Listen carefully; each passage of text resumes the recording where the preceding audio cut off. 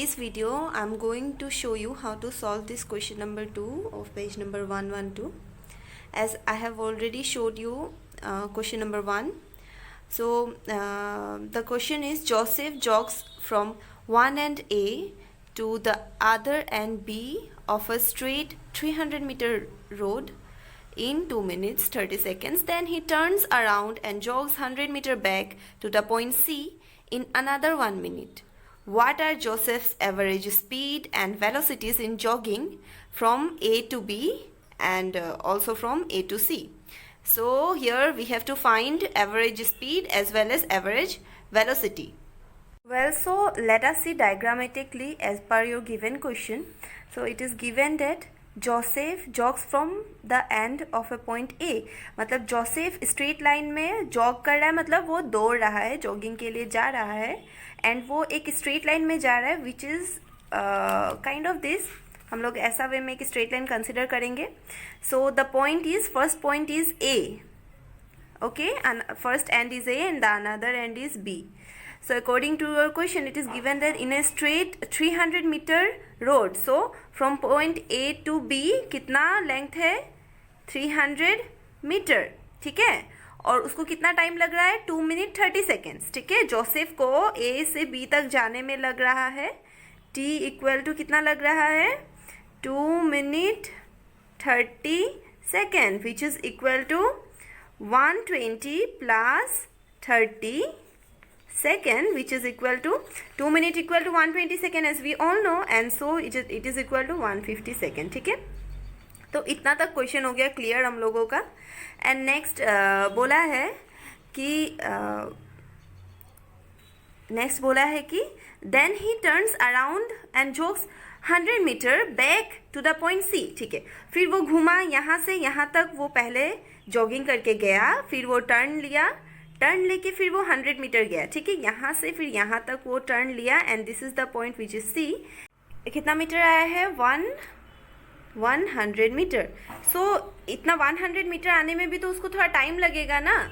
So the given time is 1 minute, ठीक है, वो 1 मिनट में ये 100 मीटर का डिस्टेंस कवर किया. So again T equal to कितना है 1 मिनट है, विच इज इक्वल टू कितना सेकेंड्स 60 सेकेंड्स, ठीक है, एंड डिस्टेंस है 100 मीटर.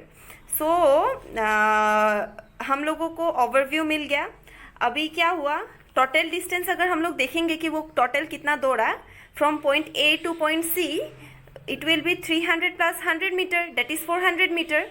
एंड ऑल्सो टाइम अगर हम लोग टोटल देखें तो हम लोगों को जो ए से बी तक गया फिर रिटर्न आने में कितना टाइम लगा, उसको प्लस कर देने से 150 plus 60 it will be 210 metre निकल जाएगा, वो टोटल टाइम निकल जाएगा. And accordingly we can find our average velocity and also speed.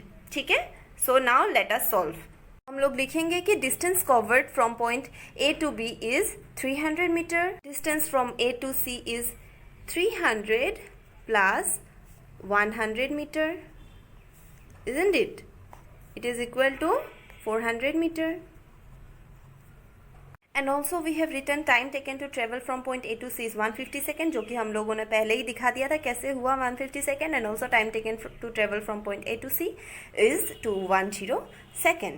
Again, as we all know that displacement is the shortest distance. So यहाँ पे देखिए आप लोग, displacement from A to B, A से B तक का शॉर्टेस्ट डिस्टेंस है 300 metre. So we have written the displacement is 300 metre. Here distance from A to B is also 300 metre and displacement is also equal to 300 metre and displacement from A to C. Now A से C तक का displacement बोला है, तो displacement क्या होगा, shortest distance. So to find the displacement from A to C we have to subtract 300 metre minus 100 metre and it will be 200 meter. Okay, as we all know distance from B to C is 100 meter. So B to C को minus कर देने से A से C तक का displacement हम लोगों को मिल गया, that is shortest distance हम लोगों को मिल गया. Again we know average speed equal to total distance traveled by time taken. So according to our question we have to find average speed from point A to B. So average speed from point A to B का distance था 300 metre, total distance था 300 metre and A to B का time taken था 150 second, ठीक है। सो 300 and 150 को जब हम लोग डिवाइड करेंगे तो हम लोगों को मिलेगा 2 meter per second. So this is the average speed from the point A to B. Now we have to find average displacement. So in this case also the average total displacement is 300 meter and the time is 150 second. So the average displacement is 2 meter per second. Okay, so now we have to find the average speed from point A to C. तो average speed from point A to C हम लोगों को पता है कि total distance कितना था A to C तक 400 मीटर था, 300 मीटर प्लस 100 मीटर हम लोगों ने निकाला था और टोटल टाइम टेकन था 210 second. So in this case इसको डिवाइड करके निकल गया 1.9 मीटर पर second and average velocity from point A to C इसका टोटल डिस्प्लेसमेंट था 200 metre and time taken 10 second. So जब हम लोग इसको डिवाइड करेंगे तो मिलेगा 0.95 मीटर पर second which is the required solution. Let's move to the next question. Question number 3. Abdul, while driving to school, computes the average speed for his trip to be 20 km per hour. On his return trip along the same road, there is less traffic and the average speed is 30 km per hour. What is the average speed for Abdul's trip? तो question में क्या दिया हुआ है, पहले वो जब school जा रहा था तो उस समय का उसका एवरेज स्पीड दिया हुआ है which is 20 kilometre per hour and return करने का समय इज़ 30 किलोमीटर पर आवर. सो दिया क्या नहीं है कि डिस्टेंस कितना था, उसका घर से स्कूल तक कितना डिस्टेंस था वो दिया हुआ नहीं है. टाइम कितना लगा जाने में एंड आने में वो भी नहीं दिया हुआ है. So we have to assume. तो हम लोगों ने एज्यूम किया let the distance be T. Time taken school में जाने के लिए पकड़ लीजिए टाइम लगा T1 एंड फिर रिटर्न आने के लिए टाइम लगा T2.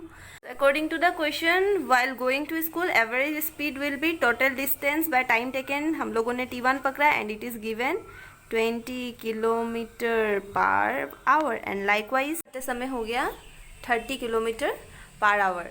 तो इसका एंड इसका हम लोग एक इक्वेशन फॉर्म कर सकते हैं क्योंकि ये आप लोग देखिए ये एक d by D and D यहाँ पे दोनों सिमिलर टर्म है एंड इन दोनों को मिला के we will form a equation and by that we can find the value. Therefore as d by T1 equal to 20 kilometre per hour, therefore हम लोग यहाँ से कैसे निकाल सकते हैं d equal to 20 kilometre per hour into T1. तो यहाँ से हम लोग निकाल सकते हैं T1 को एक साइड रख देंगे d by 20 kilometre per hour equal to T1. Similarly क्या हो गया, T1 हो गया ये और सिमिलरली इस इक्वेशन से हम लोगों ने निकाल लिया कि T2 equal to d by 30 kilometre पर and we know average speed equal to total distance travelled by total time taken. तो यहाँ पे डिस्टेंस जाने में था d, आने में भी था t, टाइम था पहला T1 एंड फिर हो गया T2. Now we will put the value of T1 and T2. Putting the value d plus d हम लोगों ने लिख दिया twice d and it will be like this and after that we will take LCM. सो 30 और 20 का LCM हो गया हम लोगों का 60 किलोमीटर पर आवर और ऊपर में था ऊपर में हो जाएगा 20 था ना, नीचे में तो होगा 20 इंटू 3 होता है 60 तो 3D प्लस 30 इंटू कितना होता है 60, 30 इंटू 2 होता है तो 2D, 3D प्लस 2D हो गया. सो क्या होगा ये 60 ऊपर जाएगा तो हो जाएगा 120D और ये तो यूनिट है किलोमीटर पर आवर यूनिट तो रहा है और नीचे में है 5D एंड जब हम लोग इसको कैंसिल करेंगे d will be cancelled out and it will be 24. So equal to 24. You can write Abdul completes the entire trip in 24 km per hour which is the required solution. Let us see next question. A motorboat starting from rest on a lake accelerates in a straight line at a constant rate of 3.0 meter per second for 8 seconds. How far does the motorboat travel during this time? So दिया हुआ है starting from rest यानी कि initial velocity is 0 metre पर second क्योंकि metre पर second acceleration यहाँ दिया हुआ है कंस्टेंट एसिलरेट्स मतलब this is acceleration and this is the time taken and how far does the boat travel. That means we need to find the distance which is s. हम लोगों ने formula already discuss किया था। उन्होंने लिख लिया कि इनिशियल वेलोसिटी दिया हुआ है 0 मीटर पर second because it is at rest में है, एंड एक्सेलरेशन दिया हुआ है 3 मीटर पर सेकेंड स्क्वायर, एंड टाइम दिया हुआ है 8 सेकेंड्स।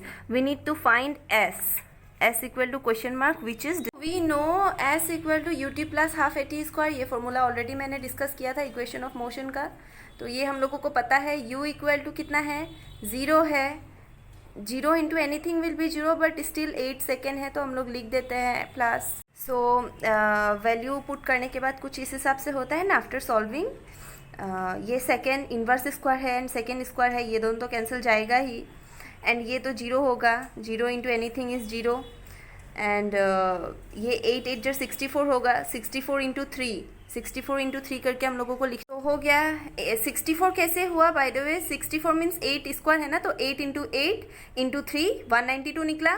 सेकेंड स्क्वायर ये रहा, ये सेकेंड इन्वर्स स्क्वायर उसका नीचे में बैठ गया, मीटर ये रहा, ये कैंसिल गया, एंड ये भी आपका कैंसल आउट चला जाएगा 96 से, and the answer will be equal to 96 metre. ठीक है, तो आप लोग लास्ट लाइन लिख लीजिएगा, therefore the distance is 96 metre. I will give you the next question in the next class.